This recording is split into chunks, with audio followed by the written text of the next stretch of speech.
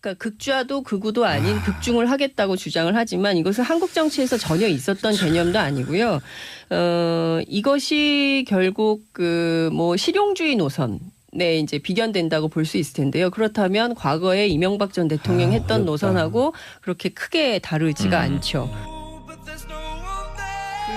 지금 아마 실검에도 지난 주말 내내 뜨겁게 달궜던 이슈인데요. 안철수 전 대선 후보죠. 국민의당 전 대표가 당대표에 다시 출마 선언을 하자마자 당 안에서 부터 지금 그 엄청난 비판의 목소리들이 쏟아지고 있는데요. 뭐 인지 부조와 그동안 깨끗하고 겸손했다라는 이미지마저도 없어졌다. 나르시시즘이다. 뭐 그래서 뭐 일부 의원들은 아예 좀 그 출마를 못하게 해야 된다. 이렇게 모임도 갖고. 어떻게요? 아예 이제 출마를 못하게 해야 된다. 그러니까 이 지금 출마는 대선 패배에 대해서 본인 스스로 더 자성의 시간을 갖고 해야 되는데 지금 대표로 다시 나오겠다는 것은 이 당을 이것은 안철수의 당이다라고 사당화시키려는 거 아니냐. 그래서 함께 출마한 호남 출신의 천정배 정동영 의원을 비롯해서 당내의 많은 의원들이 지금 좀 비판의 목소리를 내세우고 있죠. 자, 그런데 네. 장 기자님. 네. 우리 이 주위에 정치하는 사람들은 다 아는데 네. 사실 일반 사람들은 대선 졌어. 그런데 당대표 출마하면 안 되나? 이런 생각하거든요. 네. 그래서 정치권에서 이게 어떤 문화인지 네. 왜 출마하면 안 되는지 본인은 그런데도 왜 까짝같이 출마하겠다 그러는지 이게 잘 정리가 안 돼요. 그러니까 이런 거죠. 그 정치의 문법으로 보자면 안철수 대표 입장에서 보면 본인이 잊혀지지 않을 권리가 또 있는 거예요. 정치인으로서. 그리고 이제 정치권 안에서는 이 당은 어찌됐든 새롭게 정비해서 내년에 지방선거가 있기 때문에 다시 뭐 혁신의 이름을 가지고 선거를 치러야 될 의무가 있다라고 이제 안철수 후보죠. 전 대표 측에서는 이제 주장을 하지만 또 일각에서는 뭐 나올 수도 있다.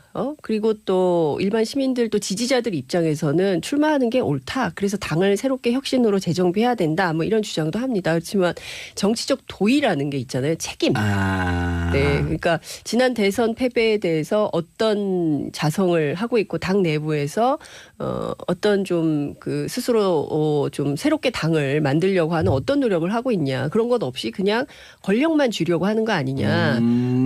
이런 대선에서 지면 그렇죠. 우리 증거를 반성을 하고 그렇죠. 도대체 당을 어떻게 재편하고 그렇죠. 나는 또 어떻게 마음가짐을 갖고 다음 준비를 할 것이냐라고 그렇습니다. 하는 이른바 자숙의 기간. 그렇습니다. 종교용어로는 도 닦고 내려온 사람들 뭐 도 닦은 것도 아니지만 네. 보림 기간을 가져야 할 필요가 있다. 근데 안철수 본인은 무슨 얘기야? 내가 한다면 하는 거지. 그렇죠. 그래서 작지만 강한 야당을 만들 거고 지방선거에서 승리하는 정당을 만들겠다. 그리고 내년 지방선거에서 30% 이상을 정치 신인으로 채울 것이고 당직도 개방하고 전국의 17개의 지역위원회를 정말 그 당원 의사들 당원의 의사를 반영하는 구조로 혁신하겠다. 이제 이런 주장을 하고 있지만 이런 기사는 다 묻혔어요. 정동영, 천정배 이 두 분들은 그랬을 거 아니에요. 네. 누가 물어봤어? 뭐 하겠다고 물어봤어? 지금 할 때 아닌데 아직? 네. 그런 거 아니에요? 뭐 누가 물어봤어? 뭐 이런 수준은 아니겠지만 그럼 안철수는 알고 있으라고.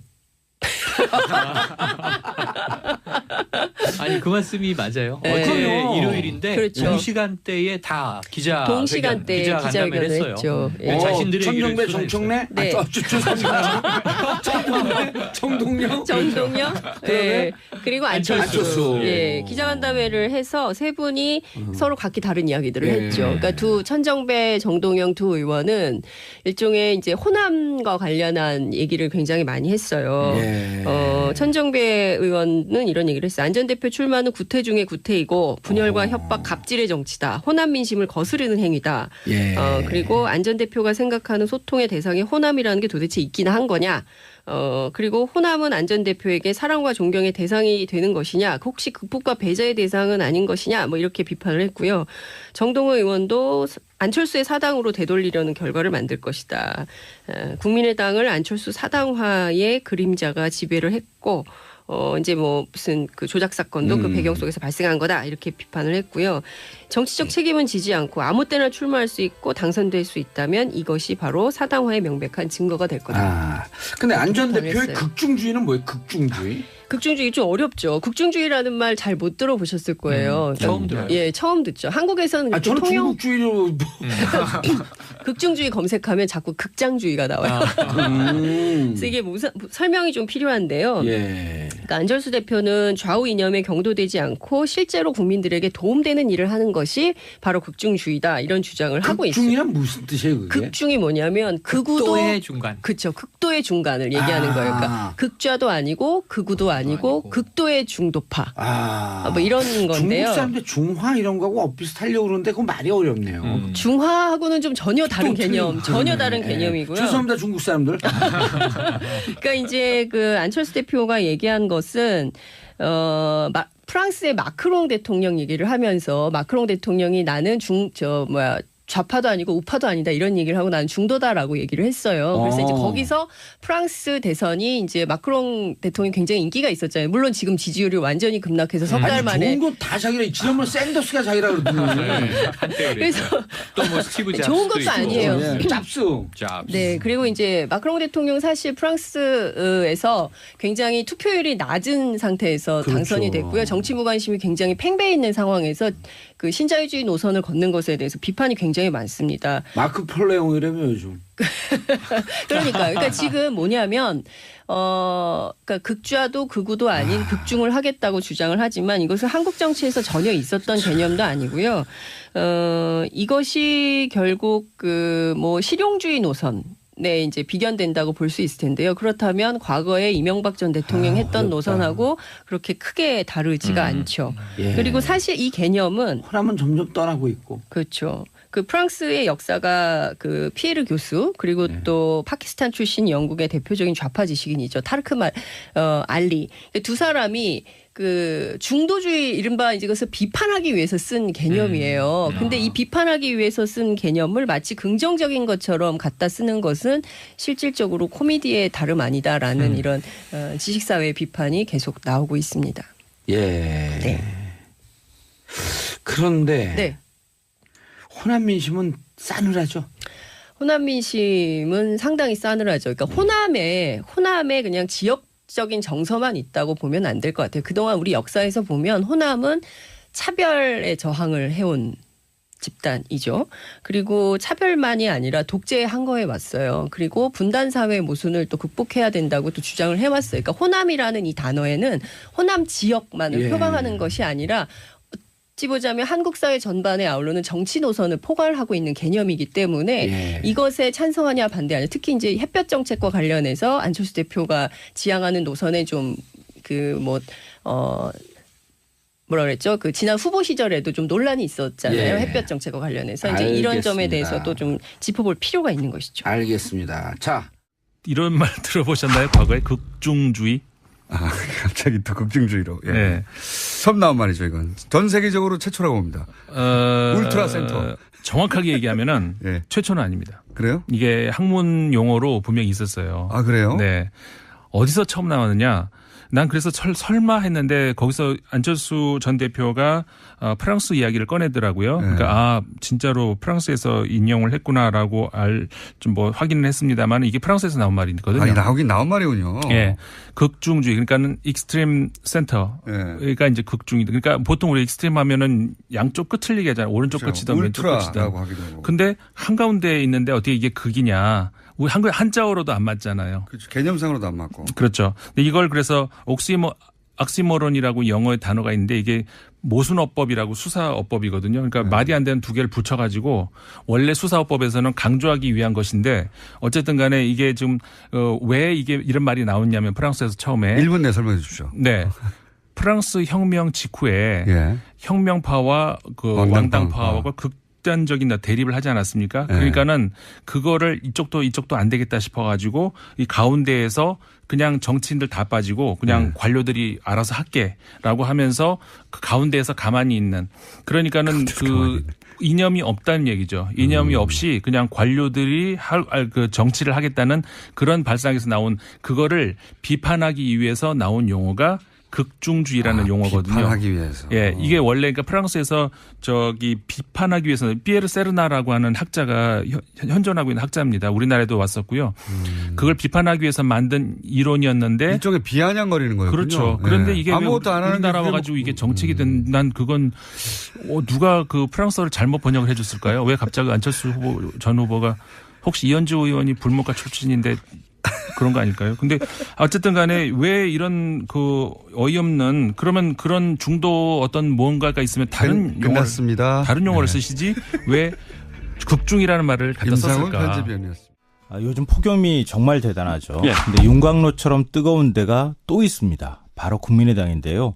안철수 전 대표가 당권 도전을 선언하면서 당내에서 혈투에 가까운 싸움이 벌어지고 있습니다. 이 안 전 대표는 안중근의 심정으로 출마했다 이렇게 얘기를 했지만 당내에서는 선당 후사가 아니라 선사후당이다. 또 철수 소리 들어도 철수해라. 심지어는 출당시켜야 한다는 말까지 나오고 있습니다. 이 안철수 전 대표의 출마를 둘러싸고 혈전 벌이는 국민의당. 과연 진짜 속마음은 뭘지 이 뉴스 행간을 살펴볼까 합니다. 안철수 전 대표는 남이 뭐라든 아무튼 나는 간다. 그래서 혁신 간담회까지 열 거 아닙니까? 네, 그렇습니다. 어제인데요. 이게 쉬는 날인데도 불구하고 국회의원회관에서 이 혁신 비전 간담회를 열어서 당내 비판 여론을 반박했습니다. 주일 일요일 날 혁신 비전 간담회 여는 거 기자들이 제일 싫어하는 거. 그렇죠.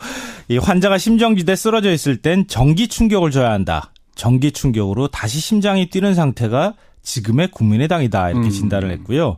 많은 분이 지금은 보약을 먹으며 추후 대선을 준비하라고 했지만 당의 생존을 위해 독배라도 마시면서 당과 운명을 함께하기로 결심하고 출마한 것이다. 이렇게 주장을 했습니다. 하지만 다른 당권 주자들의 생각은 전혀 다른데요. 천정배 전 대표는 누울 자리, 누워서는 안 될 자리조차 구분하지 못하는 몰상식, 모렴치의 극치다. 이렇게 비판했고요. 정동영 전 의원은 당이 소멸로 가는 길이다. 사당화의 명백한 증거다. 비난하면서 윤곽로 같은 혈전이 벌어지고 있습니다. 이 어제 상황을 한번 들어보시죠. 먼저. 이렇게 있는 것보다 오히려 독배라도 마시겠다. 환자가 심장이 정지돼서 쓰러졌을 때 웬만해서는 심장이 다시 안 뜁니다. 전기 충격을 줘야 됩니다. 누울 자리, 누워서는 안 될 자리조차 구분하지 못하는 몰상식, 몰염치의 극치입니다. 예, 치열하긴 치열하네요. 여기서 우리가 읽어야 될 행간은 뭡니까? 첫 번째 행간은 나 아니면 안 된다입니다. 이 제 얘기가 아니고요. 안철수 전 대표의 생각이 이렇다 이런 말인데요. 안 전 대표는 자신의 국민의당 창업주라고 생각을 하죠. 이 창업주가 뭡니까? 이거 내 거다. 내가 주인이다. 이런 생각을 갖고 있다는 얘기인데요. 지난 20대 총선에서 예상을 깨고 호남에서 의석을 거의 싹쓸이하다시피 하지 않았습니까? 그거 누구 덕분이냐? 바로 나 안철수 덕분이다. 비록 지난 대선에서 지긴 했지만 그렇지만 생각을 해봐라. 보수 진보 거대 양당 후보 틈새에서 21% 득표한 것도 사실은 정말 대단한 거 아니냐? 그렇게 지켜온 국민의당 지금 모습은 어떠냐? 이렇게 안 전 대표가 생각한다는 건데요. 지지율 지금 5%로 떨어진 상황 아니겠습니까? 당이 죽느냐 사느냐 이런 기로에 서 있는 것은 나 때문은 아니지 않느냐. 당신들 때문이다. 네, 문재인 정부 출범 이후에 이중대라는 소리를 들으면서 당을 이꼴로 만든 건 정말 당신들 때문 아니냐. 그래서 바로 나 안철수가 심정지 상태에 빠진 당을 구하러 나온 거다. 마치 안중근 의사처럼 말이다. 어쨌든 당신들이 어떻게 생각하든 출마해서 다시 나는 당을 살릴 것이다. 이게 안철수 전 대표의 속마음이라는 겁니다. 네. 자, 또 다른 속마음도 있습니까? 두 번째 속마음은 당신 때문에 안 된다입니다. 이건 누구 얘기가 있다는 겁니까? 안 전 대표 출마에 반대하는 측의 생각이 이렇다는 얘기인데요. 안철수 전 대표는 25%의 지지율이 5%까지 떨어진 이유가 우리 때문이라고 생각하는 것 같다. 그러니까 구민주당 의원들, 그러니까 지금 당권 주자들이나 호남 지역 의원들이라고 생각하는 것 같다. 하지만 우리 생각은 전혀 다르다. 이렇게 지금 얘기하고 싶은 거예요. 그러니까 우리도 대선 기간 동안 정말 죽을 힘을 다해서 뛰은 것이다. 근데 지지율 깎아먹은 게 누구냐? 우리냐? 그게 아니다. 제가 MB 아바타입니까? 어설픈 연설 말투나 DJ 햇볕 정책 부정하고 호남에서조차 외면당하도록 한 게 바로 당신 아니냐. 이렇게 보고 있다는 거예요. 그러니까 제보 조작 사건 아무리 직접적인 책임이 없다 하더라도 이건 뭐 정치인이고 당시 후보고 당을 총괄하는 입장이었는데 최소한 책임지는 자세는 보여야 되는 것 아니냐. 하필이면 또 자기 측근들이기도 했고. 네. 그러니까 뭐 이런 것까지는 다 좋다. 그렇지만 내년 지방선거는 어떻게 할 거냐 이렇게 묻고 있는 겁니다.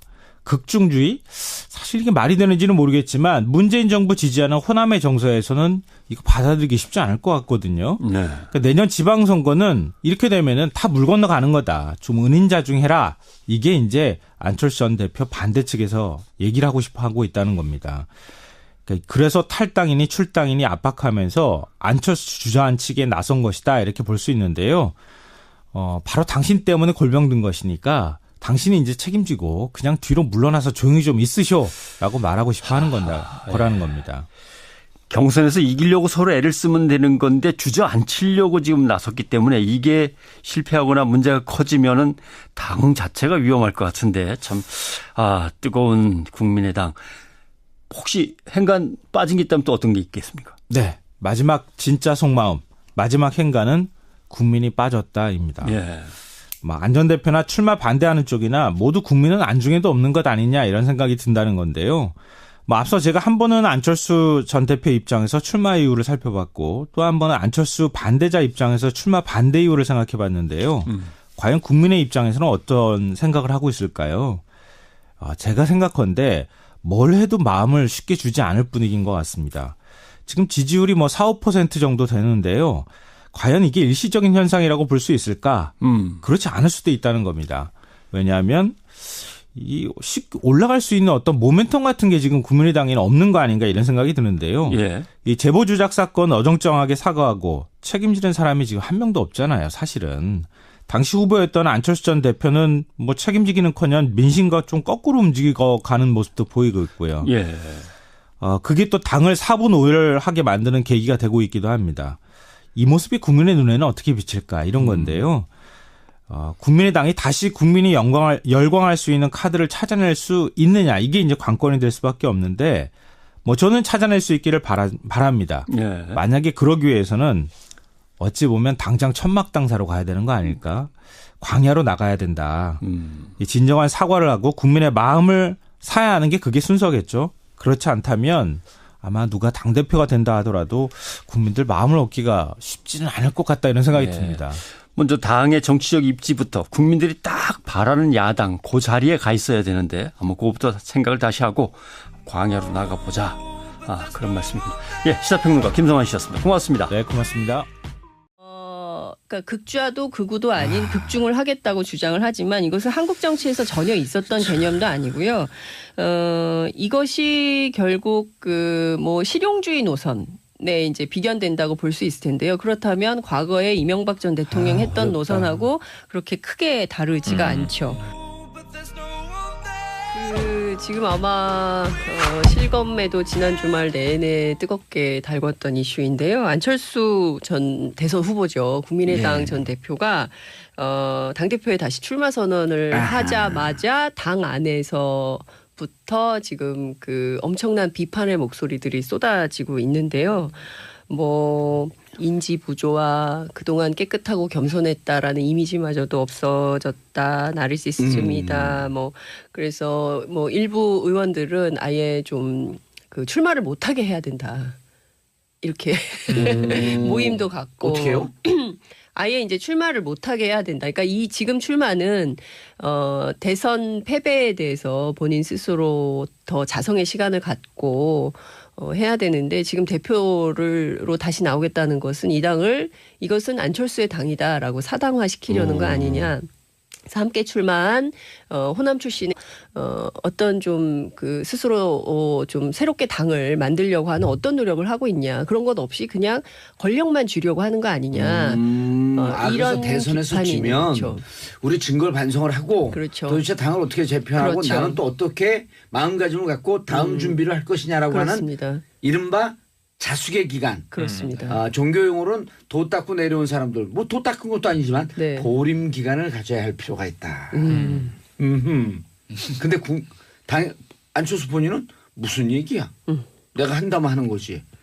그렇죠. 그래서 작지만 강한 야당을 만들 거고 예. 지방선거에서 승리하는 정당을 만들겠다. 그리고 내년 지방선거에서 30% 이상을 정치 신인으로 채울 것이고 당직도 개방하고 전국의 17개 지역위원회를 정말 그 당원 의사들 당원의 의사를 반영하는 구조로 혁신하겠다. 이제 이런 주장을 하고 있지만 이런 기사는 다 묻혔어요. 정동영, 천정배 이 두 분들은 그랬을 거 아니에요. 네. 누가 물어봤어?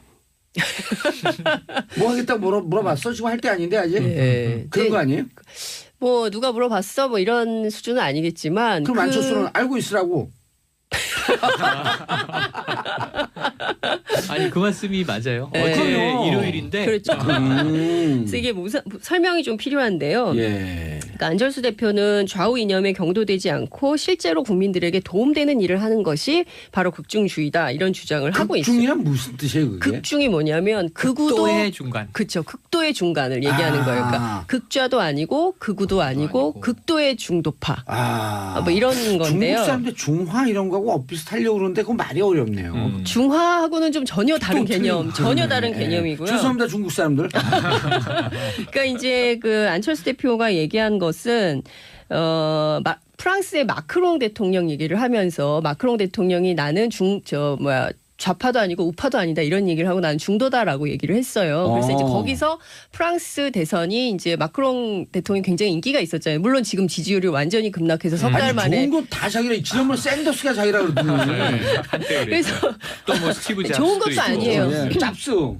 네, 그리고 이제 마크롱 대통령 사실 프랑스에서 굉장히 투표율이 낮은 상태에서 그렇죠. 당선이 됐고요. 정치 무관심이 굉장히 팽배해 있는 상황에서 그 신자유주의 노선을 걷는 것에 대해서 비판이 굉장히 많습니다. 마크 폴레옹이라며 요즘.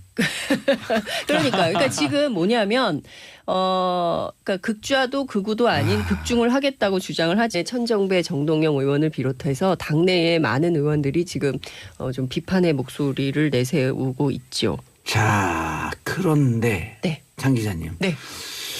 우리 이 주위에 정치하는 사람들은 다 아는데 네. 사실 일반 사람들은 대선 졌어. 그런데 당대표 출마하면 안 되나? 이런 생각하거든요. 네. 그래서 정치권에서 이게 어떤 문화인지 네. 왜 출마하면 안 되는지 본인은 그런데도 왜 acak같이 출마하겠다 그러는지 이게 잘 정리가 안 돼요. 그러니까 이런 거죠. 그 정치의 문법으로 보자면 예.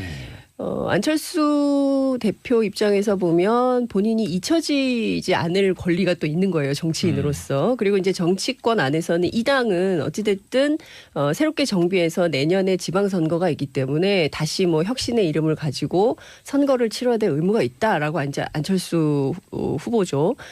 전 대표 측에서는 이제 주장을 하지만 또 일각에서는 뭐 나올 수도 있다. 그리고 또 일반 시민들 또 지지자들 입장에서는 출마하는 게 옳다. 그래서 당을 새롭게 혁신으로 재정비해야 된다. 뭐 이런 주장도 합니다. 그렇지만 정치적 도의라는 게 있잖아요. 책임. 네. 그러니까 지난 대선 패배에 대해서 어떤 자성을 하고 있고 당 내부에서 동시간대에 다 동시간대에 기자회견을 했어요. 했죠. 예. 자신들의 천정배, 얘기를 정청래, 네. 정동영, 정동영, 네.